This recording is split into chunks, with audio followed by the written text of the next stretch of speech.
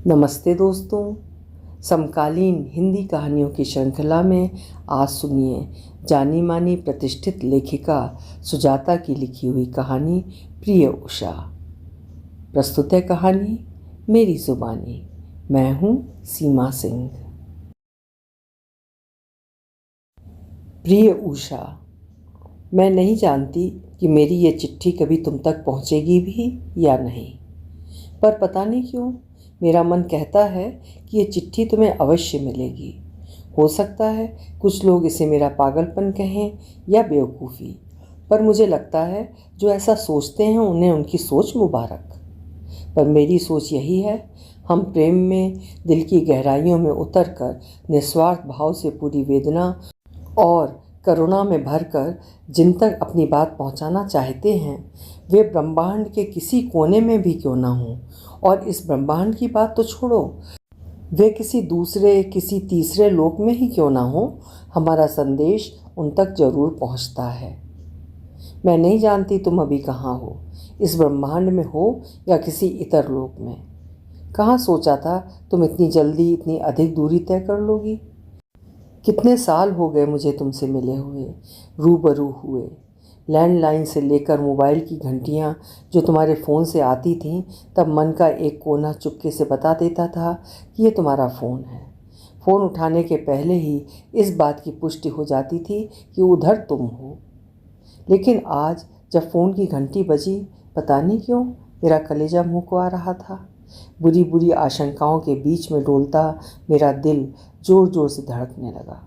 जब मोबाइल में तुम्हारा नाम देखा तो दिल की धड़कन बहुत तेज़ हो गई और दिल के कोने से आवाज़ आ रही थी, उधर तुम नहीं हो क्या? अब तुम्हारी आवाज़ कभी नहीं सुनाई पड़ेगी?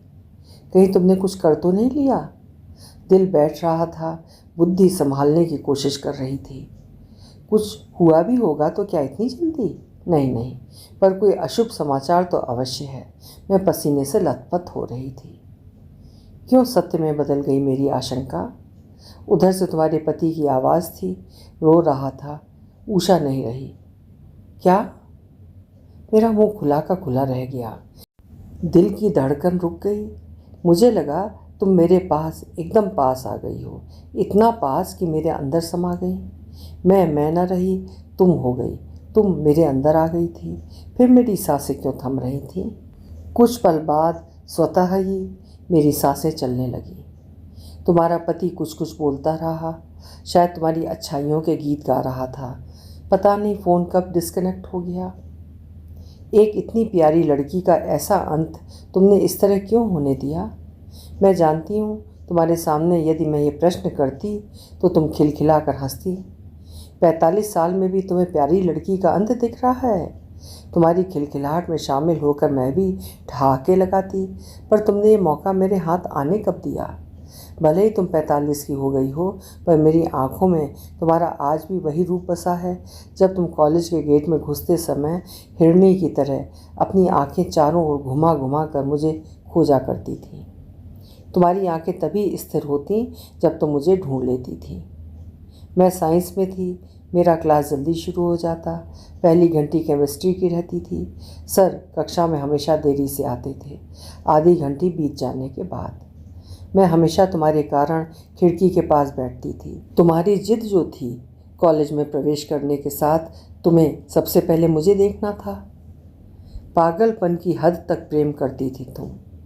तुम्हारा स्वभाव ही था, जिससे जुड़ती थी तो ऐसे जुड़ती थी कि तुम रह ही नहीं जाती थी, पर जिससे तुम्हें सबसे अधिक जुड़ना था उससे कभी तुम जुड़ ही नहीं सकी। ऐसा नहीं कि तुमने कोशिश नहीं की, और यही कोशिश तुम्हें अंदर से तोड़ता गया।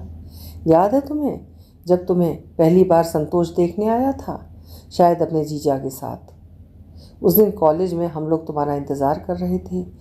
कुमुद ने बताया आज तुम कॉलेज नहीं आओगी, तुम्हारे यहाँ लड़के वालों के स्वागत की तैयारियाँ हो रही हैं। सोफ़े के कवर बदले गए हैं, धुले पर्दे से बेडशीट सभी चकाचक हो गए हैं। कुमुद ने ही बताया था तुमने 2 कपड़े निकाले हैं पहनने के लिए, एक हरी साड़ी और दूसरा फिरोज़ी रंग का सलवार कुर्ता। पूनम ने कहा था फिरोजी सलवार कुर्ते में उषा खूब जचेगी, उसके गोरे रंग पर हरा रंग भी कम नहीं खिलेगा, अनीता ने कहा था। देखना, जब उषा कल कॉलेज आएगी तो फिरोजी सलवार कुर्ते में ही आएगी, विनीता ने कहा था। लेकिन ना तुम फिरोजी सलवार कुर्ते में आई, ना हरी साड़ी में, बल्कि हमेशा की तरह उसी पोशाक में आई जो पहले पहन कर आती थी। हमेशा बुलबुल की तरह चहकने वाली उषा उस दिन बेहद शांत थी। तुम भले ही शांत थी, पर कुमुद, अनीता, निशी, पूनम, विनीता और ज्योत्सना कैसे शांत रह सकती थी? सवाल किसी के पास नहीं था, क्योंकि जवाब सबको मालूम था कि संतोष को तुम्हें पसंद करना ही है। उन लोगों से तुम्हें छुट्टी तब मिली जब तुमसे पार्टी के पैसे जमा करा लिए गए। तुम्हारे चेहरे पर तनाव था, ऐसा तनाव जो तुम्हें उदासी की चादर से ढक रहा था। तुम यहाँ होकर भी यहाँ नहीं थी। वैसे तुम्हारी उंगली में हीरे और प्लेटिनम की अंगूठियाँ चमक रही थीं, पर उसकी चमक भी तुम्हारे चेहरे की चमक को फीका होने से नहीं बचा पा रही थी। शायद तुम संतोष के व्यवहार से क्षुब्ध थीं, फिर भी तुमने हाँ कर दी थी। तुम भी क्या करती? तुमने कहा था मारवाड़ी समाज में लड़कियों को कहाँ अधिकार है अपने मन की ज़िंदगी जीने की। वैसे उषा, किसी समाज में लड़कियों को ये आज़ादी नहीं है, पर आज तक मेरी समझ में एक बात नहीं आई कि उस दिन जब संतोष तुम्हें देखने आया था तो उसने तुम्हें जीन्स टॉप में देखने की इच्छा क्यों की थी? जीवन भर तो तुम्हें ससुराल में सिर पर आंचल रखे जीना था, फिर क्यों ये तमाशा? साड़ी के साथ स्लीवलेस ब्लाउज पहनने के पीछे क्या बात थी? ये तो तुम्हारी दीदी ने बता दी थी कि तुम्हारी नंगी बाहें देखना चाहता था कि इसमें कोई दाग वगैरह तो नहीं है। दीदी ने बताया था स्लीवलेस ब्लाउज में लड़की देखने की मांग करना हमारे समाज में आम बात है, पर जीन्स टॉप में नहीं। दीदी को भी इसका उत्तर नहीं मालूम था। और खुद संतोष कैसा लगता था तेरे सामने? जैसे हंस के सामने कौआ। क्यों तुम उसके सामने जीन्स पहनकर जानने के लिए तैयार हुई? क्यों स्लीवलेस पहनकर अपनी प्रदर्शनी के लिए तैयार हुई? उसी दिन इनकार कर देती तो पूरी ज़िंदगी तिल तिल कर मरने से तो बच गई होती। पर मैं तुम्हारा दर्द समझ सकती हूँ। तुम विवाह से कैसे इनकार कर सकती हो? चाची, तुम्हारी माँ कैंसर से जूझ रही थी, बस एक तमन्ना लिए जी रही थी कि तुम्हें तुम्हारा जीवन साथी मिल जाए। पर उन्हें क्या पता था कि उनकी बेटी को जीवन साथी नहीं, जीवन मृत्यु मिल रहा है। चाची के मरने के बाद तुम्हारा विलाप दूसरों के रुदन से कितना अलग था। तुम्हारी दीदी भी रो रही थी, पर तुम तो रंभा रही थी। तुम्हारे आंसू की एक एक बूंद ऐसे लग रहे थे जैसे तुम्हारे शरीर से कतरा कतरा लहू टपक रहा हो। तुम्हारी आंखें शून्य में टिकी थीं, जैसे बहुत दूर अपनी माँ को निहार रही हों। जब तुम्हारी बुआ ने कहा था कि भाभी उषा की शादी हो जाने से इत्मीनान से मरी, तो मैं जानती हूँ कि तुम यही सोच रही थी ना कि माँ यदि कुछ दिन अधिक जीवित रह जाती तो वे तुमसे भी अधिक दुखी रहती। जब तुमने एक लंबी सी सांस खींची तो मुझे लगा तुम इस बात पर संतोष कर रही हो कि माँ तुम्हारे दुख को जाने बिना इस संसार से रुखसत हो गई। यदि तुम्हें पता होता कि माँ इतनी जल्दी चली जाएंगी तो क्या तुम अपनी ज़िंदगी को धधकती हुई भट्टी में झोंकती? तुम्हारी माँ को कैंसर ने ले लिया और तुमने संतोष नाम के कैंसर को अपना जीवन साथी बना लिया। कितनी नफरत करती थी तुम शराबियों से और शराब से। दूर से ही उसकी गंध से तुमको उबकाई आती थी। जब पहली रात शराब के नशे में धुत संतोष तुम्हारे पास आया था तो क्या बीती होगी तुम पर, मैं समझ सकती हूँ। पहली रात की बातें कहकर तुम फपक पड़ी थी, किंतु ऐसा नहीं था कि उसमें गुण ढूंढने की कोशिश तुमने नहीं की थी। तभी तो तुमने कहा था ऐसा नहीं है कि वो मेरे लिए नहीं सोचता। विवाह के पहले ही, मेरे गृह प्रवेश के पहले, हमारे कमरे में सागवान की लकड़ी का काम करवाकर कमरे को 5 स्टारीय लुक दिलवाया था। तुम समझौते करने की कोशिश कर रही थी, इसी से मैंने कुछ नहीं कहा, पर मेरा मन उस दिन भी कह रहा था कि वो तुम्हारे लिए नहीं सोचता है, अपने मन की सोचता है। जब तुम हनीमून मनाकर दार्जिलिंग से आई थी तब पहली बार तुम खुश दिखाई पड़ी थी। हंसती हुई तुम मेरे गले से लिपट गई थी। तुम्हारा चेहरा भी थोड़ा भर गया था, माथे पर गोल बिंदी, दमकता हुआ चेहरा। दार्जिलिंग से सबके लिए कुछ ना कुछ गिफ्ट लाई थी। तुम्हें समस्तीपुर अपने पीहर में छोड़कर संतोष सीतामढ़ी चले गए थे। 1 सप्ताह रुकना था तुम्हें। सबसे मिलने जुलने का प्रोग्राम बना ही रह गया कि बीच में ही संतोष पहुंच गया था समस्तीपुर। पर तुम्हारे घर पर नहीं आया, होटल में टिका था। तुमने कितनी चिरौरी की घर पर आने की। तुम्हारे भैया भाभी ने आरजू की, किंतु एक बार फिर उसने तुम्हारी बेइज्जती करने और दुखी करने का मौका हाथ से नहीं जाने दिया। और तुम एक बार फिर उसके साथ ससुराल चली गई थी। मेरे प्रश्न मेरे मन में घुमड़ते रहे, आखिर तुम क्यों चली गई? पर तुम्हारी एक पंक्ति ने मेरे मन के घुमड़ते प्रश्न को शांत कर दिया। तू नहीं जानती माँ पापा के बिना पीहर कैसा लगता है। जब तुम्हारी पहली संतान तुम्हारे पुत्र का जन्म हुआ था, संतोष ने नशे में झूमते हुए कहा था, आज जो मांगोगी सब दूंगा, तुमने बेटे का बाप बनाया है। तब तुम कितनी खुश हुई थी ये सोचकर तुम्हारा बेटा हैप्पी तुम्हारी ज़िंदगी में खुशियों की बहार लेकर आया है। तुम्हें विश्वास था इस अवसर पर तुम्हारी बात संतोष अवश्य मान लेगा। तभी तुमने थरथराते होठों से कहा था, आप शराब पीना छोड़ दें। हैप्पी के बाद सीटू भी आ गया, लेकिन नहीं थमा संतोष का पीना और तुम्हारा घुटना और रोना। गम हो या खुशी, समय कहाँ रुकता है, वो तो अपनी ही गति से चलता रहता है। हैप्पी इंजीनियरिंग करने मणिपाल चला गया था, सीटू 10वीं में फेल हो गया था। तुम हैप्पी के लिए खुश थी और सीटू के लिए दुखी, क्योंकि उसने ऐलान कर दिया था कि वो आगे नहीं पढ़ेगा। तुम अपने पढ़ने लिखने की बात कभी भी कहाँ करती थी। मुझे लगता है शायद तुम्हारे बेटों को भी नहीं पता होगा कि उसकी माँ कितनी प्रतिभावान छात्रा थी। कितना शौक था तुम्हें साहित्य पढ़ने का। शिवानी की कितनी बड़ी फ़ैन थी तुम, और शरद चंद्र, उनकी तो दीवानी थी। सिर्फ पढ़ना नहीं, पढ़कर कितनी बातें करती थी एक एक चरित्र पर। कितनी बार तुम्हारी आंखें भर जाया करती थीं। अनीता ने कहा भी था, इतनी भावुक रहेगी तो व्यापारी से कैसे निभेगी।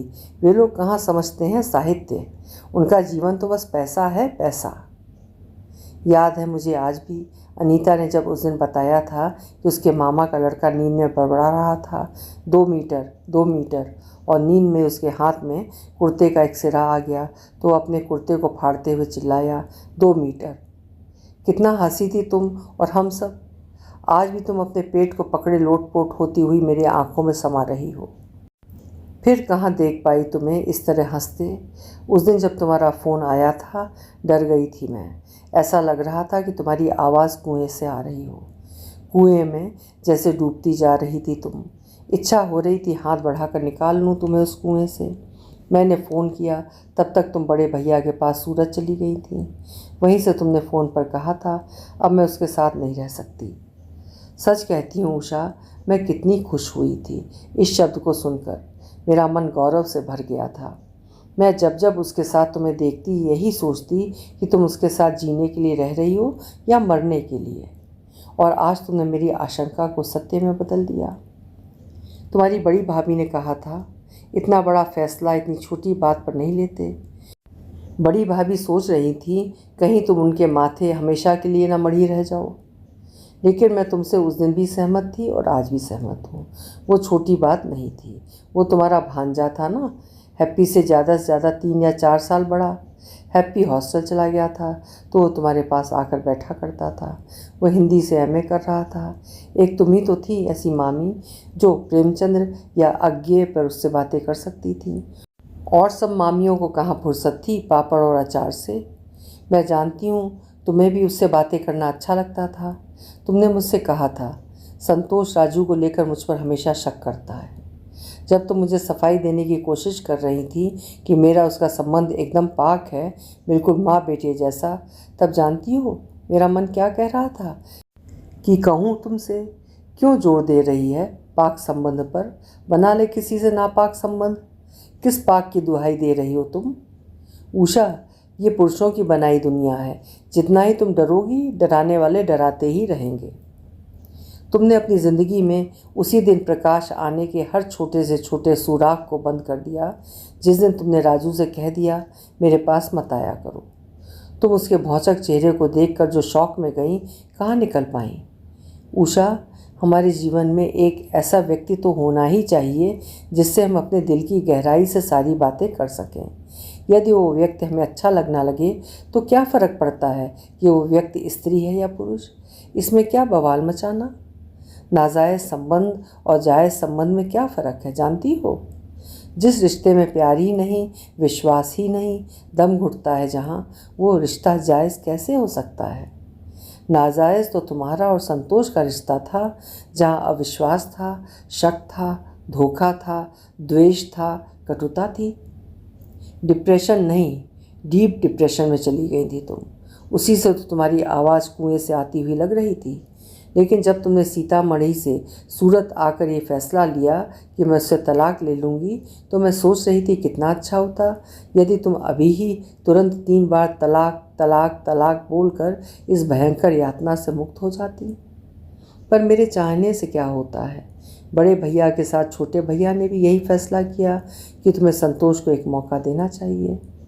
जब तुम सूरत चली गई थी तो संतोष ने मुझे भी फ़ोन किया था।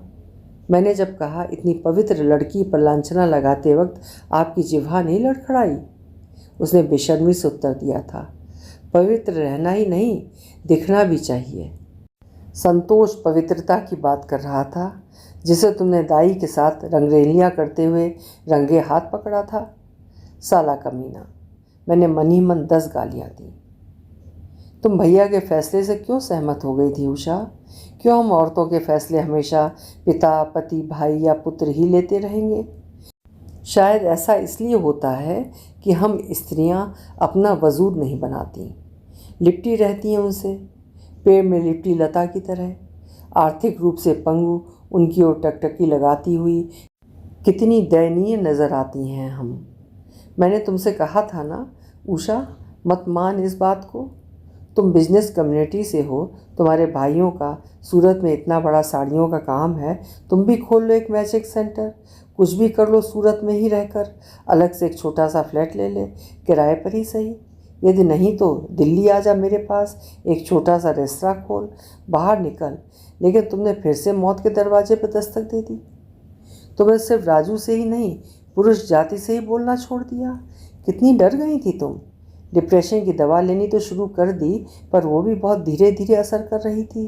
तुम हाथ पांव मार रही थी उस डिप्रेशन से निकलने के लिए, पर कभी कभी मुझे लगता है तुम उसी में डूबना चाह रही हो। तुम्हें लंबी अवधि तक दवा खानी चाहिए थी। डिप्रेशन की दवा इतनी जल्दी नहीं छोड़ते। पर तुम तो अब पतिव्रता नारी बन गई थी ना। संतोष ने कह दिया अब दवा खाने की कहाँ ज़रूरत है, तो डॉक्टर के बोलने का क्या अर्थ रह जाता है। तुमने कहा था मैं थक गई हूँ रानी, अब नहीं लड़ सकती, नहीं इतनी ताकत कि 2 कदम भी चल सकूँ। बस सोच लिया है जो कहता है चुपचाप कर लूँ। सेक्स करना चाहता है तो उसके साथ सो जाती हूँ। अब वो चाहे जो करे, नोचे या खसोटे, एक बेजान लाश सी पड़ी रहती हूँ। उसके साथ सेक्स करना मेरे दुरावस्था की पराकाष्ठा है।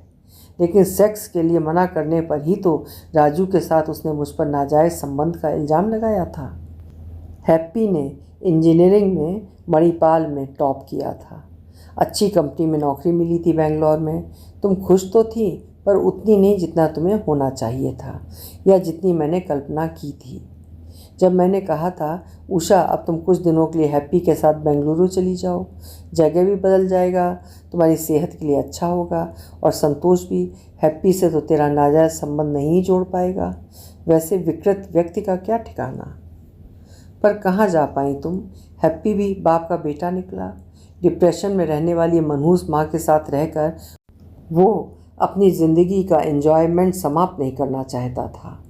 वैसे भी जब वो लिव इन रिलेशनशिप में रह रहा था, तब माँ के लिए उसके घर में एक छोटा सा कोना भी कहाँ बचता था। तुम्हारा अनुमान पूरी तरह गलत निकला। मेरा मानना भी गलत निकला कि हैप्पी तुम्हारे जीवन में हैप्पीनेस लेकर आएगा। पति के बाद कितनी आशा लगा ली थी तुमने अपने पुत्र पर। जब तुम्हारी आशा पर तुषारापात हुआ तो तुम्हें इस सदमे को झेलने में कितनी पीड़ा हुई होगी, मैं समझ सकती हूँ। पर तुम्हें एक बात का ध्यान रखना चाहिए था कि दोनों ही अविश्वसनीय जाति के हैं, दोनों ही पुरुष हैं। तुम्हारे पीहर और ससुराल वाले कितने खुश थे। तुम्हारे दोनों बेटों के जन्म पर तुम भी खुश थी। तुमने कहा था मारवाड़ियों में पुत्र नहीं रहने पर औरतों की कोई इज्जत ही नहीं होती है। कौन सी इज्जत? झूठी और खोखली इज्जत। क्यों हम महत्व देते हैं वैसी इज्जत को जिससे हमारे जीवन की खुशियाँ एक बालिश भी नहीं बढ़ती। यदि तुम्हारी एक बेटी होती तो तुम्हें इस कुएं में कभी नहीं डूबने देती। तुम्हें इस कुएं से निकालने के लिए खुद भी कूद पड़ती उसमें, पर निकाल कर ही दम लेती। मुझे माफ़ कर दो उषा, मैं कितनी बड़ी बड़ी बातें करती हूँ नारी की स्वतंत्रता, उसके अधिकार के लिए, पर सबके सब मुझे आज मुँह चिढ़ा रहे हैं। कुछ नहीं कर पाई तुम्हारे लिए। मैं मानती हूँ अपनी गलती को, लेकिन मेरे हाथ भी तो तुमने बांध दिए थे। याद है ना जब मैंने तुम्हारे लिए डिप्रेशन की दवा भिजवाई थी? संतोष ने कैसे उसे अपना अपमान मान लिया था और तुम चाहकर भी दवा नहीं खा पाई थी। मेरे कहानी संग्रह मर्द ऐसे ही होते हैं, तुम कहाँ पढ़ पाई? तुमने कहा था इसका शीर्षक देखकर ही संतोष बहुत गुस्सा हो जाएगा कि मर्द ऐसे होते हैं, तो क्यों रहती हो मर्द के साथ? याद है तुम्हें मैंने कहा था संतोष सत्य ही कहता है, नहीं रहना चाहिए तुम्हें उसके साथ, लेकिन तुमने बात ही बदल दी। आजकल तुम अपने आप को ही दोषी मानने लगी हो।